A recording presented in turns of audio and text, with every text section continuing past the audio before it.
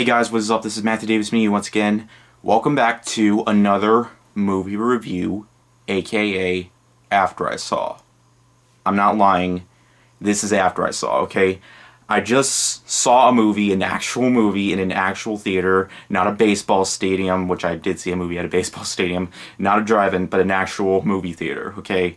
A movie theater just reopened up over here, only on weekends though, and I saw they were playing a new movie. I wanted to see a new movie, and that new movie, of course, is The Rental, okay? And just in case you don't believe me saying that I saw it on VOD, well, here are some pictures to prove it, okay? So, yeah, I just saw The Rental on the big screen, so now I'm going to talk about it. 5 months, and my last After I Saw was for Bloodshot, okay? So, yeah, let's get into it, okay? So The Rental is about these two couples who go on vacation in this vacation home for a few days, and it's being run by this really weird guy and who doesn't allow dogs, but that's not really the important part of the movie. And from there, odd stuff begins to happen when they notice, like, there's cameras in certain areas of the house. Basically, they're getting all drunk, and they do weird stuff throughout, and there are cameras out there that might catch what they're doing, so weird stuff begins to happen. Like, it's not really a haunted house or anything like that. So this was directed by Dave Franco, who is a comedic actor who was fantastic as Greg Sestero in The Disaster Artist. And he did a pretty solid job directing this movie, okay? I had a pretty good time with this movie, okay? It does start off pretty comedic, you know? Like, the first half of the movie, like, it's kind of hard to say, but because Dave Franco has that comedic aspect and still inside of him, he makes a lot of the movies pretty comedic, but for me, it didn't entirely work for me, okay? What really did work for me is the build-up, okay? The way it builds up, and it leads to a crazy finale that I was not expecting in the slightest, okay? It's like a mixture of comedy and slasher at the same time. At times, it doesn't go too serious.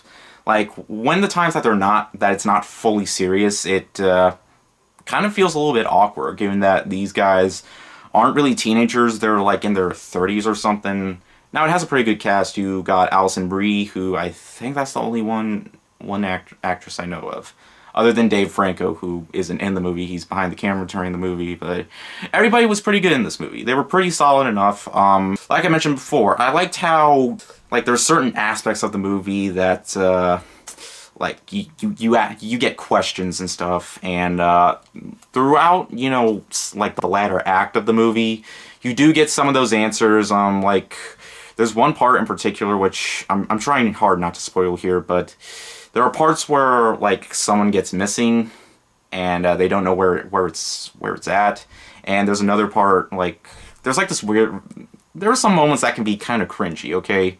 But some horror movies out there, they can definitely, some horror movies that are more serious than comedic can have some pretty cringy comedic moments. Like Insidious: The Last Key, even though I enjoyed that movie, surprisingly, the comedy was cringe, like absolute cringe. It wasn't fully cringy, it's just, there were some times where it just felt a little too awkward, like, but that's pretty much like my main downfalls of the movie, but the performances were pretty solid enough. The way it's set up and the way it's directed, and it's a pretty short movie. Like, it's an hour and 30 minutes, and there are some mild jump scares here and there, but for the most part, it doesn't fully rely on that, okay? Like I said, it's more of a slasher film that doesn't really have, it's not an insanely violent slasher film, so if you were expecting, like, a lot of blood, like, Dave Franco kept the blood to, like, minimal.